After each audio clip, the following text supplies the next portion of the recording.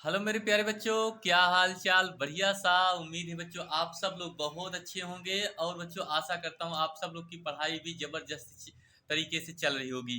तो उसी पढ़ाई को मैं और शानदार करने के लिए आप लोग के पास एक और इम्पोर्टेंट क्लास लेकर के आया हूँ। बच्चों आज हम बात करेंगे क्लास 12 मैथ एग्जाम 2025 के 3 मार्च के पेपर के आने वाले जो सबसे इम्पोर्टेंट प्रश्न है बच्चों वो हम लेकर के आए हैं। ये 100% बच्चों आपके पेपर में क्वेश्चन पूछा जाएगा। ये बहुत बार क्वेश्चन पूछा गया है। बिल्कुल ये तहलका मचाने वाला क्वेश्चन है। ठीक है। और आप लोग पेपर में जाकर के इस क्वेश्चन को अच्छे से छाप देंगे। और उम्मीद नहीं, पूरे 100% विश्वास के साथ कह रहा हूँ आप लोग की पेपर में ये क्वेश्चन जरूर पूछा जाएगा। आप लोग यहाँ से 3 अंक बच्चों क्या करेंगे, आराम से क्या करेंगे, ला लेंगे। ठीक है। चलिए बच्चों स्टार्ट करेंगे अपनी क्लास की। और एक शानदार क्लास के साथ शुरुआत करेंगे, मजा आएगा। और सभी छात्रों से गुजारिश करूंगा भैया प्लीज आप सब लोग वीडियो को लाइक शेयर और सब्सक्राइब जरूर कीजिए बच्चों। और एक प्यारा सा कमेंट जरूर कीजिए वीडियो कैसी लगी। ठीक, आइए बच्चों क्वेश्चन को हल करते हैं और देखते हैं। सबसे पहले बच्चों आप लोग इस क्वेश्चन को पढ़िए। कह रहा है क्वेश्चन, यदि ए बराबर, क्या लिखा गया बच्चों, यदि ए बराबर लिखा है आव्यूह में कास एल्फा, पहली पंक्ति में लिखा है कास एल्फा माइनस साइन एल्फा, दूसरी पंक्ति में साइन एल्फा कास एल्फा है, तो ए प्लस ए डैश बराबर आई। ये आपको कह रहा है कि सिद्ध कीजिए, दर्शाइए। और साथ में आपसे ये भी कह रहा है कि एल्फा का मान भी क्या होगा, एल्फा का मान ज्ञात कीजिए। वेरी वेरी इंपॉर्टेंट क्वेश्चन है बच्चों। देखिए 2020 में भी पूछा गया है, 22 में भी पूछा गया है, 23 में, 24 में पूछा गया है। यानी 2025 के पेपर सेट में भी ये क्वेश्चन क्या होगा बच्चों, आएगा। ठीक है। आप लोग यहाँ से पूरे नंबर क्या करेंगे, ला लेंगे। ठीक, आइए बच्चों हल करते हैं। सबसे पहले यहाँ हेडिंग बनाएंगे हम हल। उसके बाद बच्चों फिर क्या लिखेंगे, दिया है। क्या लिखेंगे बच्चों, दिया है। ये जरूर आप लोग लिखना बच्चों, दिया है। इतना आप लोग को लिख देंगे तो मजा आएगा। और एग्जामिनर आपको पूरा नंबर देता है, एक भी नंबर नहीं काटता है। ठीक, अच्छा बच्चों आइए देखते हैं। कह रहा है कि ए बराबर, क्या लिखा गया बच्चों, ए बराबर लिखा गया है कास एल्फा। क्या लिखा है बच्चों, कास एल्फा माइनस साइन एल्फा, कास एल्फा माइनस साइन एल्फा। फिर दूसरी पंक्ति में लिखा है साइन एल्फा और कास एल्फा, कहा से एल्फा। ये आपका लिखा गया है, ए बराबर दिया है। तो अब आपसे कह रहा है कि तो सिद्ध कीजिए। तो सिद्ध करना है कि ए प्लस ए डैश से बराबर आपसे क्या कह रहा है, आई। अब पहले बच्चों ये आपको समझना होगा कि ए डैश किसे कहते हैं। क्या कहता है बच्चों, ए डैश किसे कहते हैं। ठीक है, ए डैश क्या है। तो ए डैश का मतलब क्या होता है बच्चों, जो आव्यूह की पंक्ति होती है, पंक्ति को आपको क्या बना देना है बच्चों, स्तंभ बना देना है। पंक्ति को क्या बना देना बच्चों, स्तंभ बना देना है। हाँ, और स्तंभ को बच्चों क्या बना देना है, पंक्ति बना देना है। स्तंभ को क्या बना देना है बच्चों, पंक्ति। ये आपका ए डैश कहलाता है। ठीक है। तो सबसे पहले अब यहाँ हम लिखेंगे यही चीज बच्चों, क्या, ए प्लस ए डैश लिखेंगे। क्या लिखेंगे बच्चों, ए प्लस ए डैश। ठीक, बराबर आई लिखा है ना। तो अब इसको आप ऐसे भी हल कर लीजिए। ए का मान रखेंगे क्या बच्चों, और एक चीज बता दें बच्चों, जब दो का पंक्ति दो का स्तंभ होता है, जब दो का पंक्ति दो का स्तंभ होता है, तब आई का जो मान होता है बच्चों वो क्या होता है, 1 0 0 1 होता है। ठीक है भैया, ये आप लोग ध्यान रखेंगे। जब दो का पंक्ति दो का स्तंभ होता है, आई का मान क्या होता है, 1 0 0 1 होता है। यही चीज अगर आपसे कहे, जब आव्यूह में कहा जाए तीन का स्तंभ तीन का पंक्ति हो, तो आई का जो मान होता है बच्चों ये लिया जाता है क्या, 1 0 0 0 1 0 0 0 1, ये लिया जाता है। क्लियर भैया, इतना आपको ध्यान रखना होगा। ठीक है। अब यहाँ पर रखेंगे, ए का मान लिखेंगे कास एल्फा माइनस साइन एल्फा, फिर लिखेंगे साइन एल्फा, और लिखेंगे बच्चों यहाँ पर लिखेंगे कास एल्फा, ये इतना लिखेंगे। अब उसके बाद ये आव्यूह का चिन्ह लगाएंगे, उसके बाद प्लस लगाएंगे।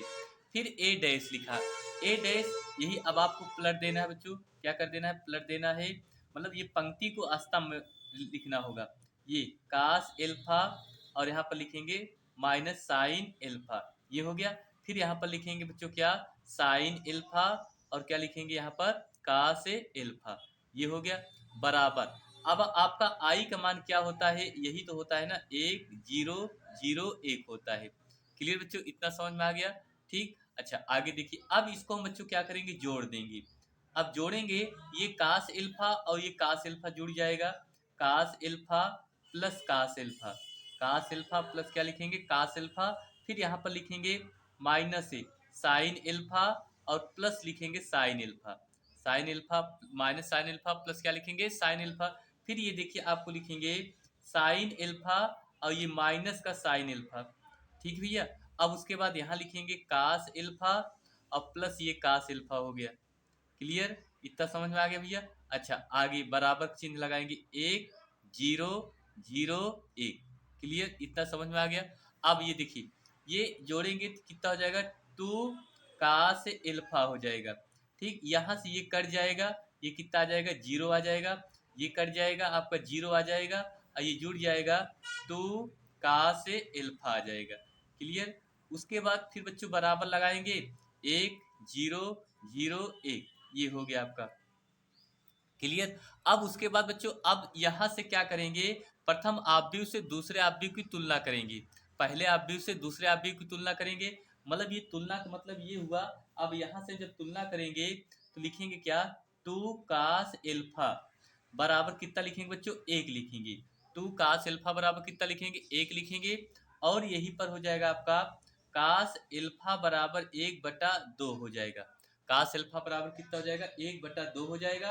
अब आप बच्चों ये जानते हैं कि ये 1/2 कास कितने अंश का मान होता है, यहाँ लिखेंगे कास एल्फा बराबर कास ए 60 अंश का मान होता है। कितने अंश का मान होता है बच्चों, 60 अंश का। तो इस तरीके से ये इससे क्या हो जाएगा, कट जाएगा, और यहाँ अल्फा बराबर बच्चों कितना निकल के आ जाएगा, 60 अंश से। इसी को हम ऐसे भी लिख सकते हैं बच्चों, अल्फा बराबर पाई बाई कितना लिखेंगे, 3। ये आपका क्या निकल के आ गया बच्चों, आंसर निकल के आ गया। ठीक, यही आपका आंसर हुआ बच्चों। यहाँ से आप लोग पूरे पूरे नंबर क्या करेंगे, प्राप्त करेंगे, और पूरे बच्चों आपको 3 नंबर क्वेश्चन आराम से बन जाएगा। क्लियर भैया, इतना समझ में आया।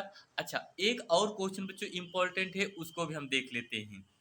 चलिए भैया देखिए, तो ये क्वेश्चन आपको अच्छे से समझ में आ गया। आइए बच्चों देखते हैं दूसरा क्वेश्चन।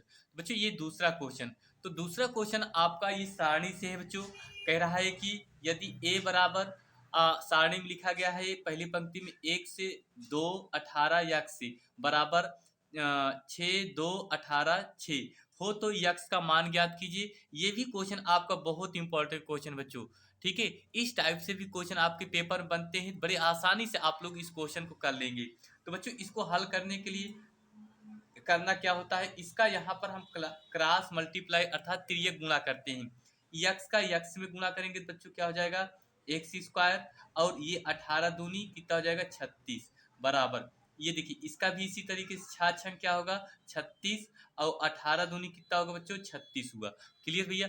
अब यहाँ से देखिए यक्स स्क्वायर माइनस 36 बराबर, एक्स स्क्वायर माइनस 36 बराबर, ये आपका 36 में 36 बच्चों अगर घटाएंगे तो कितना बचेगा, 0 बचेगा। क्या बचेगा भैया, 0। अब यहाँ से करेंगे क्या, एक्स स्क्वायर बराबर ये माइनस 36 है, इसको हम पक्षांतर कर देंगे, ये आपका प्लस 36 हो जाएगा।